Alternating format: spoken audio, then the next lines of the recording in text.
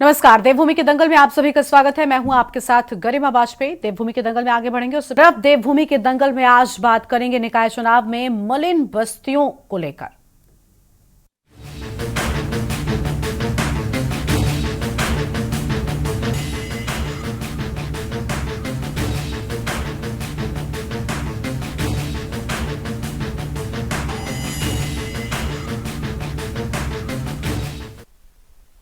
निकाय चुनाव में अहम भूमिका निभाने वाले मलिन बस्तियों के लोगों के बीच नेशनल ग्रीन ट्रिब्यूनल यानी कि एनजीटी के एक आदेश से खलबली मच गई है और रिस्पना के बाढ़ क्षेत्र में बसी हुई जो कि बस्तियों को लेकर एनजीटी ने अगली सुनवाई पर सरकार से रिपोर्ट मांगी है। इसके साथ ही सचिव शहरी विकास, सचिव सिंचाई, देहरादून डीएम समेत कई अफसरों को अगली सुनवाई में व्यक्तिगत रूप से पेश होने को कहा है।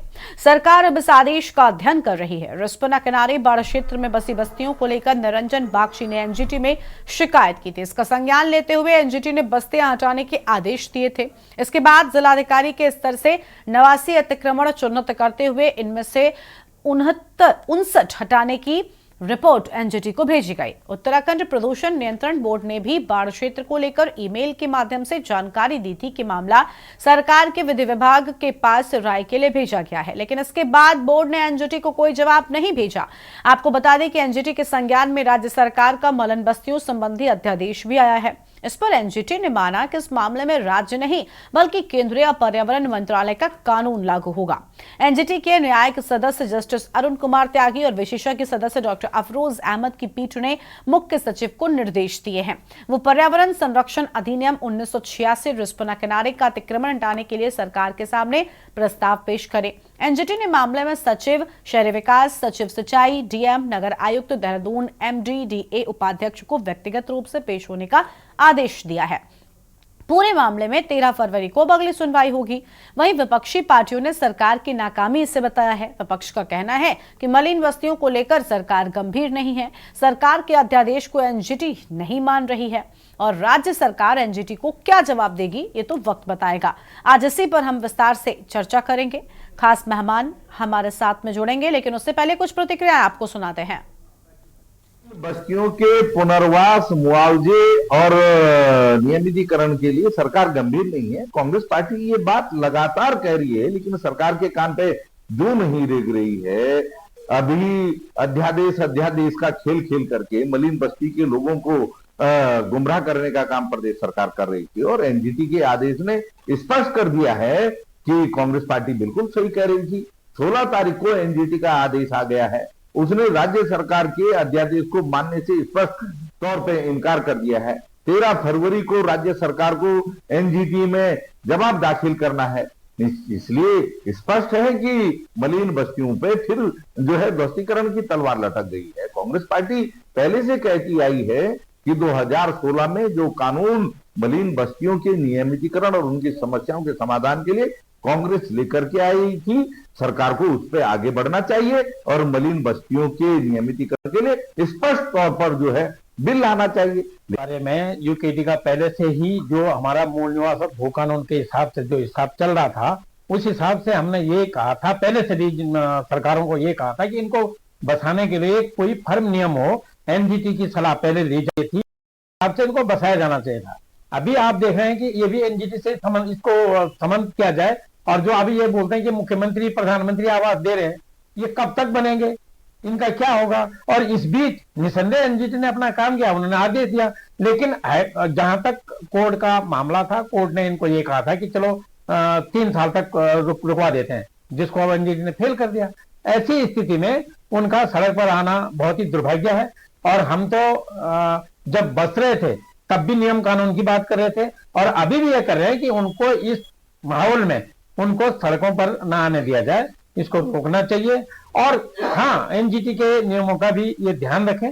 पर इस बीच एक खास बात यह है कि वोटर सारे इन्हीं जगहों पर इनने बसे हुए हैं जिन्होंने झूठे आधार कार्ड, मतदान कार्ड जो दे रखे हैं। इसलिए दोनों पार्टी में खलबली है कि अब समीकरण बदल जाएंगे।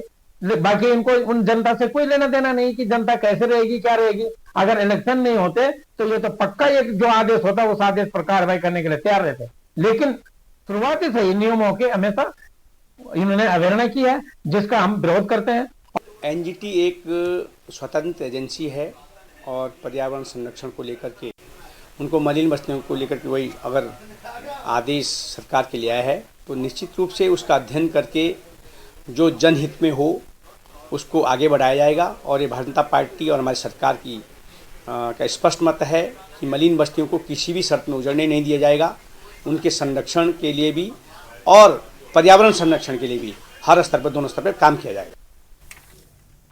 और देवभूमि के दंगल में आज इस मुद्दे पर हम करेंगे विस्तार से चर्चा। खास मेहमानों का पैनल हमारे साथ में जुड़ रहा है। प्रभा बंधुनी जी हैं, प्रदेश प्रवक्ता भारतीय जनता पार्टी की ओर से। हमारे साथ में शांति प्रसाद भट्ट जी हैं, प्रदेश प्रवक्ता कांग्रेस पार्टी की ओर से। और हमारे साथ में दीपक रावत जी हैं, केंद्रीय प्रवक्ता उत्तराखंड क्रांति दल की ओर से। कुलदीप राणा जी हमारे साथ में आज इसी मुद्दे पर चर्चा में बैठे हैं, वरिष्ठ पत्रकार हैं। स्वागत आप सभी मेहमानों का। सबसे पहले प्रभा बंधुनी जी के साथ में शुरुआत कर लेंगे। केंद्र या राज्य किसका आदेश लागू होगा मैडम, सबसे पहले तो ये स्पष्ट कर दीजिए। देखिए गरिमा जी, सबसे पहले मैं आपको ये कहना चाहूंगी कि जो भी एनजीटी ने अपना बताया है कि ये एक रिपोर्ट दी जाए 13 फरवरी तक, तो निश्चित तौर पर हमारा ये स्पष्ट रुख इसमें है। पहले कहूँ कि जो हमारी मलिन बस्तियां है उनके अगर संरक्षण का काम किसी ने किया है, सुरक्षा का काम किया है, तो वो भारतीय जनता पार्टी ने ही किया है। तो अभी हम पहले ही बोल चुके हैं कि किसी भी तरह की जल्दबाजी या कोताही इसमें नहीं बरती जाएगी। पहले भी जो काम किया गया है मलिन बस्तियों के लिए, वो भी उनकी जनहित को ध्यान में रखकर ही हम लोगों ने निर्णय लिया था। अब जो निर्णय वाली बात है उसमें हम ये देखेंगे, निर्णय एनजीटी भी जैसे हमारे अभी जो थे उन्होंने मीडिया वालों ने बताया कि ये एक स्वतंत्र एजेंसी है। अगर उसमें पर्यावरण का भी ध्यान रखना है, मलिन बस्तियों का भी ध्यान रखना है, तो उसको निश्चित तौर पर ध्यान में रखा जाएगा। और देखिए, जो मलिन बस्तियों के लिए विपक्ष, अभी मैं सुन रही थी कि एक अफवाह और इतना बड़ा भ्रम फैलाने जा रही है कि ये उजाड़ने की इनकी ये है, ये सब चीजें, तो मुझे लगता है कि इस तरह की अफवाह ना फैलाई जाएं। और ये एक ऐसा मुद्दा है जिसको बहुत ही जिम्मेदारी और गंभीरता से इस पे बयान देना चाहिए।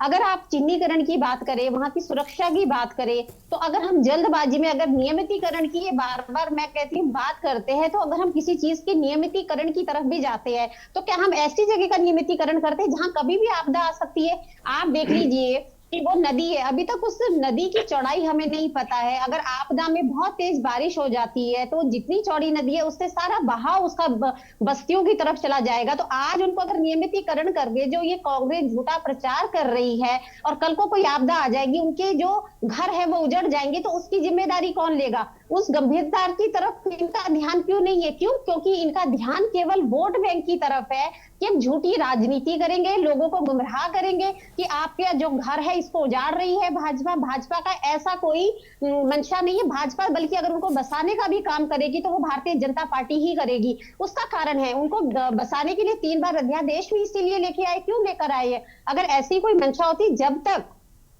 जो हमारे बस्ती मलिन बस्तियां हैं उनका जो स्थायी नियमितीकरण नहीं हो जाता, उनको कहीं पर स्थायी आवास नहीं दे दिया जाता, तब तक वो वहां पर रहेंगे।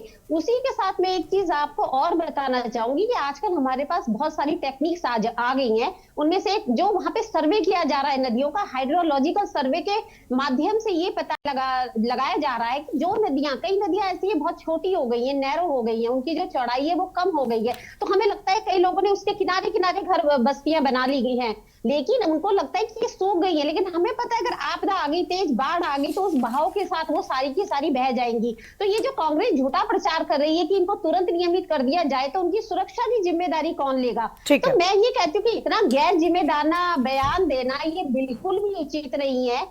इसके लिए प्रक्रिया चल रही है, समाधान चल रहा है, और इसके लिए जगह भी देखी जा रही है। पिछली बार हमने देखा था कि जितना संभव हो सकेगा, नदी की जब चौड़ाई फिक्स हो जाएगी, विभिन्न जो साइंटिफिक मेथड है उनसे हमें पता चल जाएगा जल का स्तर इतना यहाँ पर है, चौड़ाई इतनी है, अगर कभी भारी बारिश आती है तो इसके बाहर पानी नहीं जाएगा, तो वहां तक नियमित कर दिया जाएगा। लेकिन हमें लगता है जो डेंजर जोन में है उनको कहीं ना कहीं विस्थापित किया जाएगा। लेकिन विस्थापित करने के लिए भी एक जगह निर्धारित की जाएगी।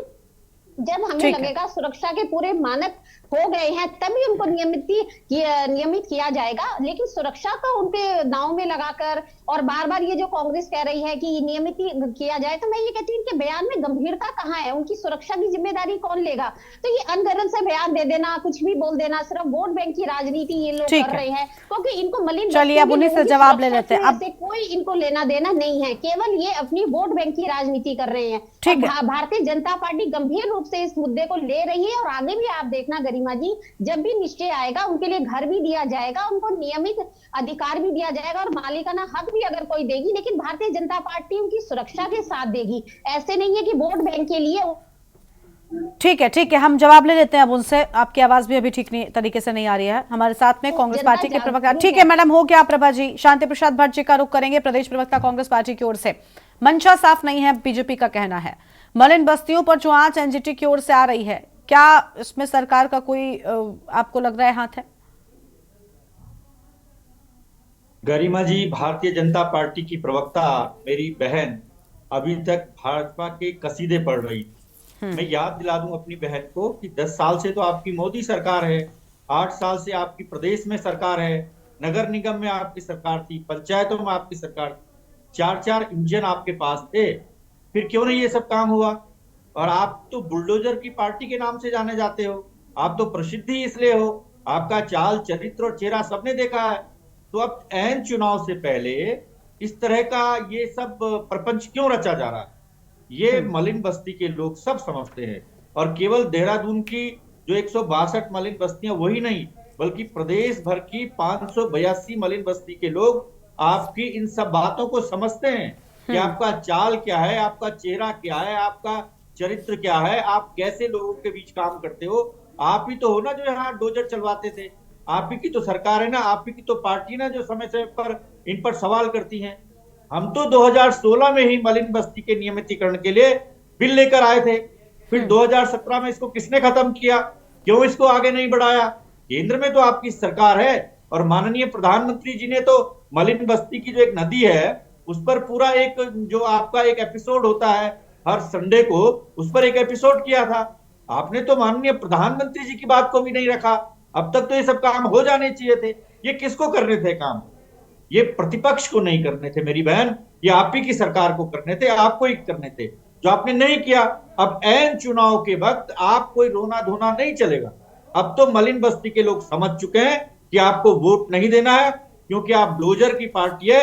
आपका जब मन करेगा आप इन पर डोजर फेर दोगे, आप इनको बांग्लादेशी घोषित कर दोगे। इसलिए मलिन बस्ती के सारे लोग समझते हैं कि भारतीय जनता पार्टी को इस नगर निगम के चुनाव में कोई वोट नहीं देना है, न इनके पार्षद को देना है, न इनके मेयर के कैंडिडेट को देना है। केवल उनको देना है जो लोग इनके साथ खड़े रहते हैं, और कांग्रेस पार्टी ही वो है जो इनके साथ हमेशा से खड़ी रही है, इनके नियमितीकरण की मांग करती रही है, इनकी सुरक्षा की मांग करती रही है। और आप गरिमा जी देखिए ना, अगर ये मलिन बस्तियां इतनी ही अवैध है तो पूरे प्रदेश में 252 आंगनबाड़ी केंद्र कैसे इनमें खुल गए? 93 से ज्यादा हेल्थ सेंटर कैसे इनमें खुल गए? और भी सारी सरकारी सुविधाएं कैसी आ गई? तो ये सब एक ढकोसला है। मेरा कहना है कि बस्तियों का मैं यही आपको कह रही हूँ कि वहाँ पे जो विकास है, वहाँ पे जो स्वच्छता है, वो सारी सुविधाएं मलिन बस्तियों में सरकार की तरफ से दी जा रही है। ऐसा नहीं है कि वहाँ पे प्रभा जी बीच में मत बोलिए। के लिए मैंने आपको बोला है कि उनकी सुरक्षा की भी हमें जिम्मेदारी लेनी है, क्योंकि जो नदी के किनारे बस्ती है, मैंने आपको पहले ही बताया, नदियों की जो सुरक्षा है, अब आपको ठीक है। प्रभा जी और शांति प्रसाद जी आपस में चर्चा नहीं करनी है, और मेहमान भी हमने चर्चा के लिए बुलाया मैडम। ऐसे बीच में सभी लोग बोलने लग जाएंगे तो फिर चर्चा कैसे आगे बढ़ेगी? चलिए हो गया। दीपक रावत जी का रुख कर लेंगे, केंद्रीय प्रवक्ता है। प्लीज कोई बीच में मत बोला करिए, वरना किसी की भी आवाज स्पष्ट नहीं होती, समय व्यर्थ जाता है। प्लीज अपनी बारी आने पर ही बोलिए प्रभा जी प्लीज, और बाकी मेहमानों को भी बुलाया तो उनको भी सुनेंगे। दीपक रावत जी हमारे साथ में, केंद्रीय प्रवक्ता उत्तराखंड क्रांति दल की ओर से। दीपक जी, वही चर्चा कि मलिन बस्तियों को लेकर हम चाहते हैं चीजें अच्छी हो जाएं, बीजेपी कह रही है अपनी बात, कांग्रेस कह रही है अपनी बात। उत्तराखंड में चुनाव की तिथियां सामने आने के बाद से ये टेंशन सारी शुरू हो गई है। गरिमा जी, भारतीय जनता पार्टी के लिए थोड़ी विकट स्थिति इसलिए है कि निकाय चुनाव सर पे है। हाँ। और उस समय एनजीटी का यह आदेश आना कहीं ना कहीं पर निश्चित रूप से यह प्रभाव डालेगा निकाय चुनाव में। और आपको जानकारी होगी कि कम से कम 3 या 4 विधानसभा जो है, जिसमें आज की डेट में मौजूदा में भारतीय जनता पार्टी के विधायक जीते हुए हैं, उनके अंतर्गत आने वाली जितनी भी निकाय चुनाव की जो वार्ड है, उन पे इसका प्रभाव अवश्य पड़ने वाला है। और इससे पहले भी जब ये मुद्दा 2024 पे आया था, जब हमारे आपके बीच में चर्चा हुई थी, तब भी हमने कहा था कि इसका प्रभाव आएगा। तब अध्यादेश के नाम से भारतीय जनता पार्टी ने अपना चेहरा छुपाने की कोशिश की थी, लेकिन अब जब एनजीटी ने उनके आदेश को भी नकार दिया है और अब स्पष्ट उनसे पूछा गया है कि आपके पास क्या है, क्या आपकी रूपरेखा है, क्या आपका प्लान है, आप बताइए। लेकिन विषय ये नहीं है गरिमा जी, विषय उत्तराखंड में ये विषय है कि इन मलिन बस्तियों को बसाने, जब ये अवैध बस्तियां बस रही थी, तो किसके इशारे में बसी? कौन लोग थे जिन्होंने इनको बसाया? कौन लोग थे जिन्होंने इनके आधार कार्ड बनाए? कौन लोग थे जिन्होंने इनको श्रेय दी? अब आज जब उन्होंने अपना जीवन का पैसा लगा के थोड़ा बहुत झोपड़ पार्टी जो थोड़ा बना दिया है, अब जब वो टूटने के कगार पे है, तब यही दोनों राजनीतिक दल समय समय पे इन्हीं के इशारों पे, इन्हीं के शासनकाल में ये अवैध बस्तियां बसी हैं। यदि अवैध बस्तियां बसी हुई थी, तो आज कांग्रेस ये आरोप लगा रही है कि उनके पास आधार कार्ड कैसे आ गया, बिजली कैसे चली गई, पानी कैसे चले गया। अरे सत्ता में आप भी थे, सत्ता में कांग्रेस भी रही है, बीजेपी भी रही है, दोनों के ही शासनकाल में ये लगातार बढ़ते रहे। लेकिन आज अगर ये अवैध रूप से बसी हैं और इनके ही पार्षद वहां से जीतते हुए आए हैं, इनके ही सांसद वहां से, इनके ही विधायक वहां से जीतते हुए आए हैं, तो कहीं ना कहीं पर परोक्ष और अप्रोक्ष रूप से इनका उस पर हाथ रहा है इन अवैध बस्तियों को बसाने में। क्योंकि अब जब एनजीटी का आदेश आ गया है और उनका उजड़ना निश्चित है, तो देखिए अब भारतीय जनता पार्टी पूरे प्रदेश से लेकर राष्ट्रीय स्तर पर गरिमा जी पुनर्स्थापना की बात करती है, गरीबों को आवास देने की बात करती है। तो आपके चैनल में हमने जब ये पहले मुद्दा आया था, तभी हमने कहा था कि इन लोगों को ये आवास क्यों उपलब्ध करा रहे हैं? वो गरीब कौन है जिनको आवास, इन्हीं को आवास उपलब्ध करा दीजिए। अगर जो उजाड़े जा रहे हैं, जिनके घर उजाड़े रखे हैं, अगर इन्हीं को ही आप आवास उपलब्ध करा देते हैं, तो आपका समाधान हो जाएगा। वो कौन लोग हैं जो, उनको आश्वस्त तो कर दीजिए कि अगर आपको यहाँ से उजाड़ा जा रहा है किस आदेश, एनजीटी के आदेश के अनुसार, तो आपको हम आवास देंगे। लेकिन भारतीय जनता पार्टी सिर्फ गुमराह करने के अलावा और उनको आश्वासन भी नहीं दे रही है। यानी आप देखिए, अगर ये आश्वासन ही दे दे, तो कम से कम गरीब इस बात से आश्वस्त हो जाएगा कि सरकार हमारे साथ है, अगर आज वो तोड़ रही है तो मुझे भविष्य में आवास मिल जाएगा। तो मैं तो आपके माध्यम से पूछना चाहूंगा, वो कौन से आवास, कौन से गरीबों को दिए जा रहे हैं, और वो गरीब कहाँ के हैं? ये इनको क्यों नहीं दिया जा रहा है? इनको आश्वस्त क्यों नहीं दिया जा रहा? अगर कर दिया जाए तो हम बहुत हद तक इस समस्या का समाधान हो सकता है। चलिए ठीक है, हमारे साथ में वरिष्ठ पत्रकार कुलदीप राणा जी जुड़े हुए हैं, उनका रुख कर लेंगे। बहुत स्वागत सर आपका कुलदीप जी, जो कि बस्तियों पर सवाल उठ रहे हैं और ये मुद्दा भी उठ रहा है। सबसे बड़ी बात, शायद इतना ध्यान भी लोग नहीं देते, सरकारें भी नहीं देती, अगर निकाय चुनाव नहीं होता।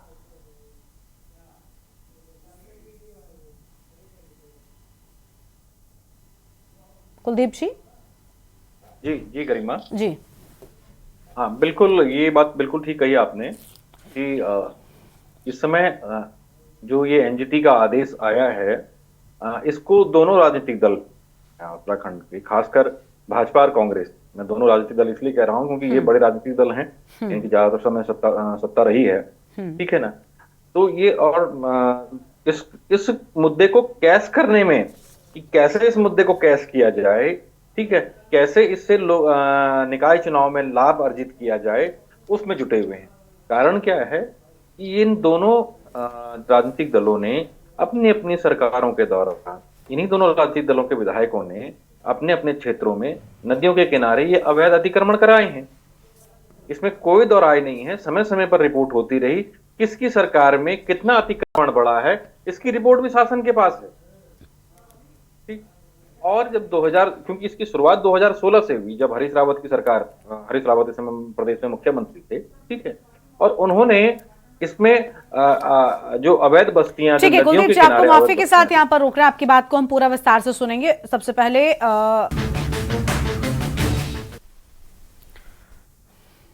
ब्रेक के बाद देवभूमि के दंगल में आप सभी का स्वागत है। हम चर्चा कर रहे हैं मलिन बस्तियों को लेकर, खास मेहमान हमारे साथ में लगातार बने हुए हैं। कुलदीप राणा जी के पास वापस लौटते हैं। कुलदीप जी, आप अपनी बात को पूरा कर सकते हैं। तो इन बस्तियों को बसाने में हमारे उत्तराखंड के जो दो प्रमुख राजनीतिक दल हैं, जिनकी बराबरी पर यहाँ सत्ताएं रही हैं, इनकी सबसे बड़ी भूमिका रही। क्योंकि 2016 में जब ये अध्यादेश की बात हो रही थी, इनके रेगुलराइजेशन की बात हो रही थी बस्तियों की, तो उससे पहले उस दौरान एक सर्वे करवाया गया, ठीक है। हालांकि उसकी रिपोर्ट खुल करके सामने नहीं आ पाई, लेकिन जितने भी बिंदु सामने आ पाए थे उसमें यह पता लगा था कि देहरादून में इन नदियों के किनारे लगभग 129-30 के करीब जो है अवैध बस्तियां हैं, जिनमें 40,000 से ज्यादा मकान है। ठीक, अब सोचिए कि अगर 40,000 मकान 2016 में थे तो इन मकानों में कितने वोटर रहते होंगे। तो समस्या अवैध बस्तियों को लेकर के नहीं है, चिंता जो है वो इन वोटर्स को लेकर के है, क्योंकि ये वोटर्स स्थायी वोट बैंक हैं इन क्षेत्रों के विधायकों के, पार्षदों के और इन क्षेत्रों में कार्य कर रहे राजनीतिक दलों के। ठीक, अब उसके बाद ये जिस तरह से चीजें आगे बढ़ती गई और जब ये बात निकल करके सामने आई कि अध्यादेश आने वाला है तो चीजें और बिखरती गई। ठीक, एक बड़ा सवाल यहां पर यह उठता है, क्योंकि उत्तराखंड राज्य ने दुनिया की सबसे भीषण आपदा, प्राकृतिक आपदा जो 2013 में हमने देखी, तो 16 जून को, ठीक है, केदारनाथ आपदा के नाम से जिसको जाना जाता है, सबसे भीषण आपदा जिसमें नदियों के विकराल रूप को हमने देखा। ठीक है, उसके बाद जो तमाम बातें निकल करके आई, मैं एक राष्ट्रीय समाचार पत्र में उस दौरान रहा हूं और मुझे केदारनाथ के साथ साथ उत्तरकाशी और उन तमाम क्षेत्रों में मुझे जाने का मौका मिला। ठीक है, और उसके 1 साल के बाद यात्रा के बाद ही मुझे जाने का अवसर मिला, उन क्षेत्रों को कवर करने का अवसर मिला। ठीक, गरिमा, मुझे बड़े दुख के बाद ये आश्चर्य हो रहा था कि जिन रिवर साइड एरिया में, जिनको रिवर बेड हम कहते हैं, जिन क्षेत्रों में नदियों ने उस दौरान तबाही मचाई थी, सारे घर ध्वस्त कर दिए थे, 1 साल के भीतर वहां नए निर्माण शुरू हो चुके थे। और सुप्रीम कोर्ट से लेकर के एनजीटी तक लगातार ये बात कह रहा था कि ये क्षेत्र जो है, नदियों के आसपास के जो क्षेत्र हैं, ये फ्लड जोन है, यहाँ पर निर्माण नहीं होना चाहिए, स्थायी निर्माण नहीं होना चाहिए। ठीक है, चाहे उत्तरकाशी हो, चाहे केदारनाथ का क्षेत्र रहा हो, चाहे देहरादून का क्षेत्र रहा हो या उत्तराखंड का कोई भी नदी घाटी का क्षेत्र रहा हो। लेकिन इन चीजों को लेकर के हमारी सरकारें, हमारे राजनीतिक दल उतने गंभीर नहीं रहे और इसका नतीजा ये हुआ कि क्यों, मैं एक बड़ा सवाल दोनों राजनीतिक दलों से पूछता हूं कि क्यों नदियों पर बसे हुए, रिवर बेड के ऊपर बसे हुए इन बस्तियों का रेगुलराइजेशन होना चाहिए, क्यों होना चाहिए स्थायीकरण। क्या हम इस चीज का इंतजार कर रहे हैं कि फिर कभी कोई प्राकृतिक आपदा आए और इन नदियों में पानी का जल स्तर जो है वो अपने खतरनाक सीमा पर पहुंचे और इनके घरों को तबाह करते हुए एक बड़ी तबाही फिर हम उसको पुष्ट करना चाहते हैं, क्योंकि हमने ये चीजें देखी हैं। और गरिमा, एक सामान्य जनमानस में कहावत है, एक बात कही जाती है कि नदियां अपने रास्ते पर पुनः लौटती हैं। नदियां पहाड़ों की ऊंचाई पे नहीं होती हैं, वो घाटियों में होती हैं। बिल्कुल। तो जब भी वर्षा वगैरह होती है तो स्वाभाविक सी बात है कि पानी का स्वभाव है नीचे की ओर जाना, वो घाटियों से रिश्ते हुए इन्हीं अपने मार्गों को पुनः धारण करता है। ठीक है, देहरादून में इसका इतना बुरा आलम यहाँ पर ये है और हमें पुख्ता रूप से तो नहीं कह सकता हूं, लेकिन हमें सूत्रों से तो ये भी जानकारी मिली है कि देहरादून में कई बड़े मॉल ऐसी जगहों पर बनाए गए हैं जो उन नदी क्षेत्रों को कब्जा करके वहां पर जमीन तैयार की गई है और उसमें कई राजनीतिक दलों के बड़े नेताओं के हाथ हैं। एक बार यहाँ पर रिस्पना नदी रिवर फ्रंट डेवलपमेंट के नाम पर काम शुरू हुआ और उसके आसपास कई राजनीतिक दलों के विधायकों ने वहां पर जमीनें खरीदनी शुरू कर दी कि अगर भाई ये डेवलपमेंट का काम शुरू हो जाएगा तो हो सकता है कि कल के दिन इसमें पानी आ जाए और होटल, हम लोगों के होटल वगैरह, तो लोगों ने इस तरीके से यहाँ पे काम शुरू किया है। ठीक, ये किसी से छुपा नहीं है, यहाँ पर बैठे हुए तीनों राजनीतिक दलों के प्रवक्ता इस सच को जानते हैं। ठीक, लेकिन समस्या क्या है कि समस्या ये है कि अभी चुनाव आ गए हैं। ठीक है, पहला टारगेट है नगर निगम की कुर्सी, उसके लिए इन वोटों को लेकर के रिझाना है। हम इनके बड़े हितैषी हैं, कांग्रेस कह रही है हम बड़े हितैषी हैं, इनको स्थायी करो, भाजपा कह रही है हम बड़े हितैषी हैं, हम इनको हटने नहीं देंगे। ठीक है, लेकिन अंत में अगर ईश्वर न करे कभी इस तरह की कोई घटना हो गई, इसका जिम्मेदार कौन होगा।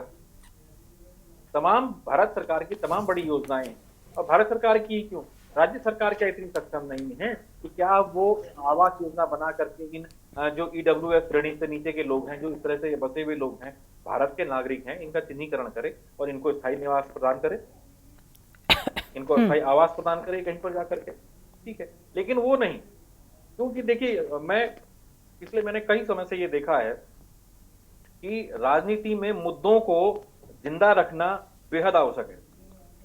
भारतीय जनता पार्टी ने कुछ बड़ी गलतियां की राजनीतिक दृष्टिकोण से। कि कश्मीर का मुद्दा 70 साल से जिंदा चला आ रहा था, एक बड़ा मुद्दा बना हुआ था, राजनीति का लाभ मिलता आ रहा था। राम मंदिर का मुद्दा एक इतने वर्षों से चला आ रहा था, राजनीतिक दलों को उसका लाभ मिलता आ रहा था। मुद्दे खत्म हो गए, राजनीतिक दलों की स्थितियां क्या हो गई चुनाव में स्पष्ट है सामने।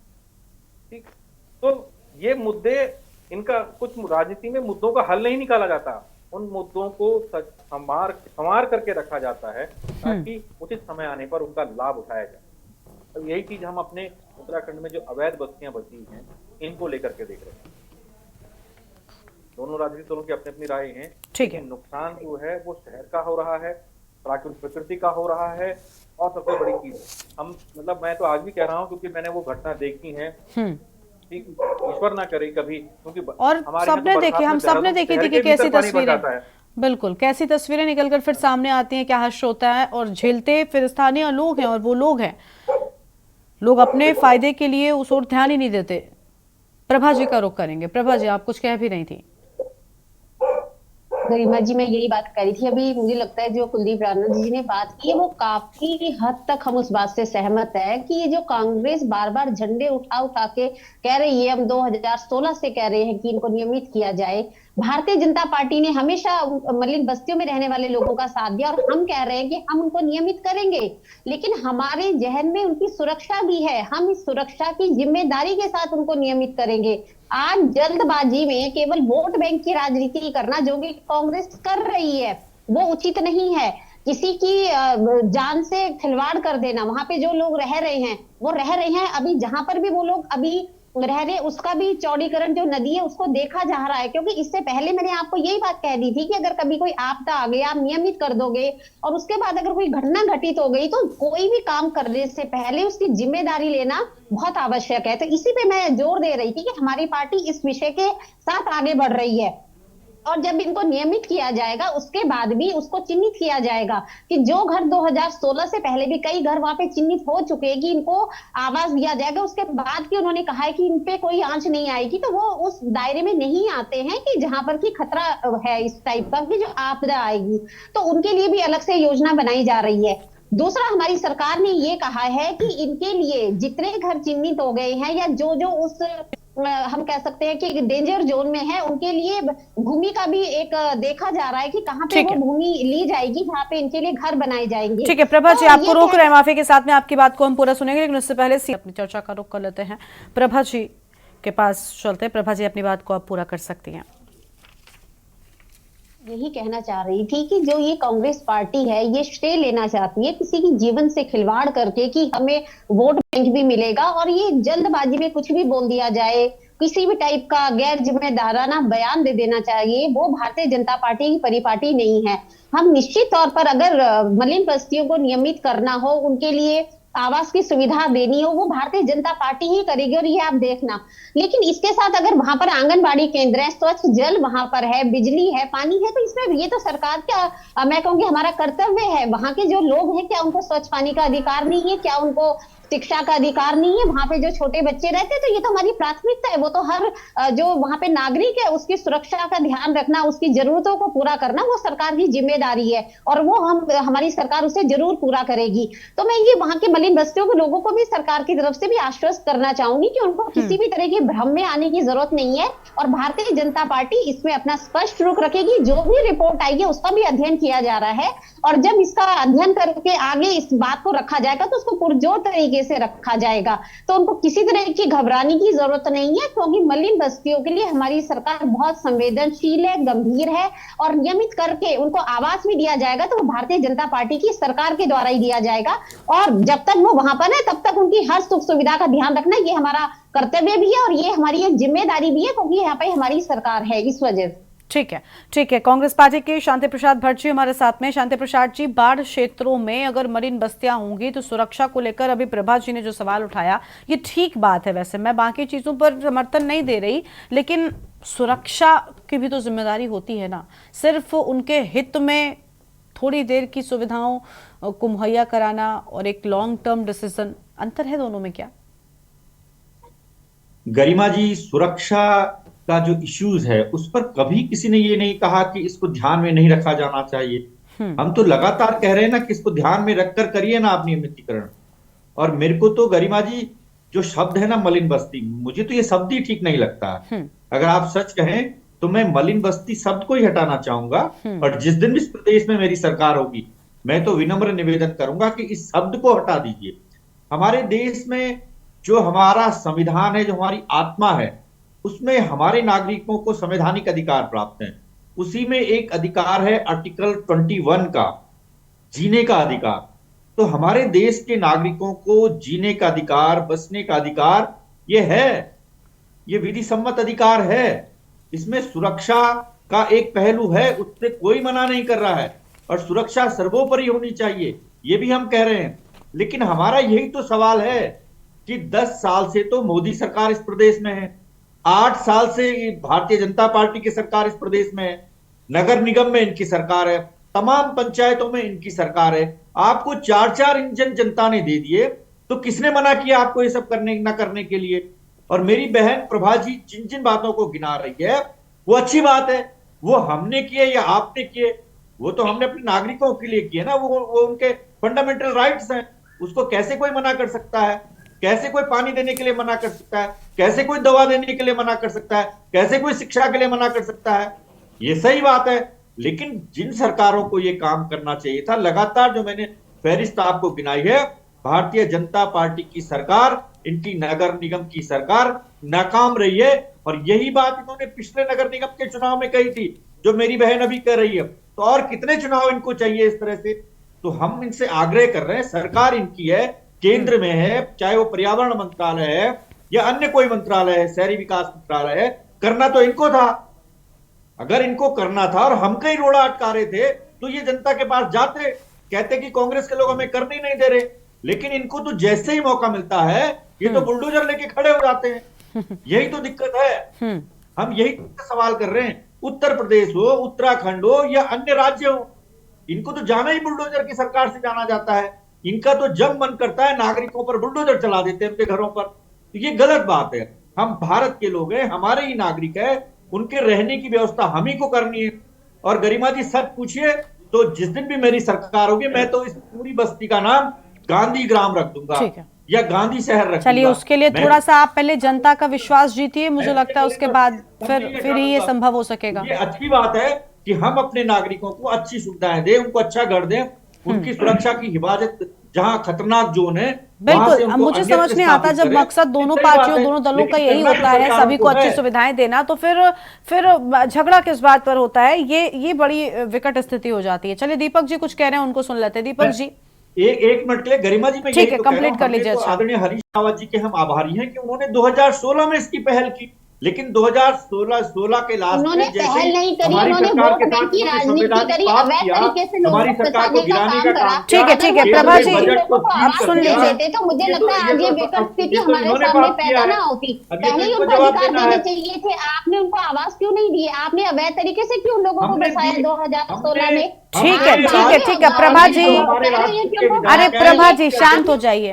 प्रभा जी, हमने कमेटी का गठन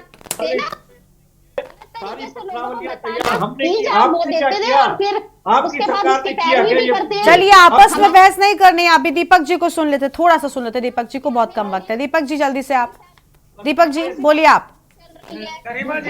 हाँ, शांति प्रसाद जी हो गया ना? शांति प्रसाद जी प्लीज, हो गया। प्रभा मैडम प्लीज शांत हो जाइए। दीपक जी प्लीज आप जल्दी से बोलिए सर। मुझे लग रहा है कि ये दोनों मेरी कमीज से, तुम्हारी कमीज से ज्यादा सफेद है। इसी मुद्दे पे बिल्कुल, अमूमन ऐसे ही चर्चा हो जाती है। बिल्कुल, दोनों मेरी तो इस हरी लगे हुए है, हैं। मेरी और आपकी जैकेट तो एक जैसी हरी है। ठीक है, ठीक है, ठीक है। थोड़ा सा समझ में आना चाहिए बस। हाँ सर बोलिए दीपक जी। देखिए, ये इस मुद्दे से जो लोगों का घर उजड़ रहा है या आपस में खींचतानी करने से कुछ नहीं होने वाला, और ज्यादा देर तक सरकारों को गुमराह नहीं करना चाहिए। इस प्रदेश की अब दूसरी समस्या है, यही दल है जो कहते हैं कि अब डेमोग्राफी बदल रही है। यही वो दो दल है जो कहते हैं कि यहाँ पर बाहर के लोगों को बसाया जा रहा है, और यही दल है जो बाहर के लोगों को बसाने में उनको सहायता दे रहे हैं। तो देखिए, एक ही मुख से दो अलग अलग बातें करना, ये अब जो सबसे ज्यादा नुकसान कर रहा है वो इस पर्दे को कर रहा है और समय की राजनीति को करेगा जो जो असर में आ रही है। तो ये चीजों को समय समय रहते निर्धारण अगर इनका कर दिया जाए समस्या, और अब इनका सबसे जो एनजीटी का आदेश आया है, तू मैं करके कुछ नहीं होने वाला। इनके लिए पुनर्वास की योजना अगर सरकार लाती है तो ही इनके लिए सबसे अच्छा है। और अन्यथा अगर हम कुछ भी चर्चा करें गरिमा जी, चाहे भारतीय जनता पार्टी हो, कांग्रेस हो या यूकेडी हो, इस समय जो स्थिति है ठंड में, यानी देखिए आदेश तो आएगा, बुलडोजर तो चलना है, वो अध्यादेश तो मानेंगे नहीं एनजीटी। तो अब देखिए उनके पुनर्वास की तरफ सरकारों को बढ़ना चाहिए। ठीक है, उस पे अब सरकारें क्या एक्शन लेती है देखना बहुत अहम होगा। बहुत शुक्रिया आप सभी मेहमानों का हमारे साथ चर्चा में आने के लिए, अपनी बात रखने के लिए। तो बाढ़ क्षेत्र में मलिन बस्तियों को लेकर लगातार सवाल उठ रहे हैं। एक तरफ एनजीटी का नोटिस है, दूसरी ओर बाढ़ क्षेत्र में रहने वाले लोग भी परेशान हैं और दोनों बड़े दलों के बीच में घमासान चुनाव से पहले शुरू हो चुका है। देवभूमि के दंगल में इतना ही। तमाम बड़ी खबरों के लिए आप देखते रहिए न्यूज़ इंडिया। नमस्कार।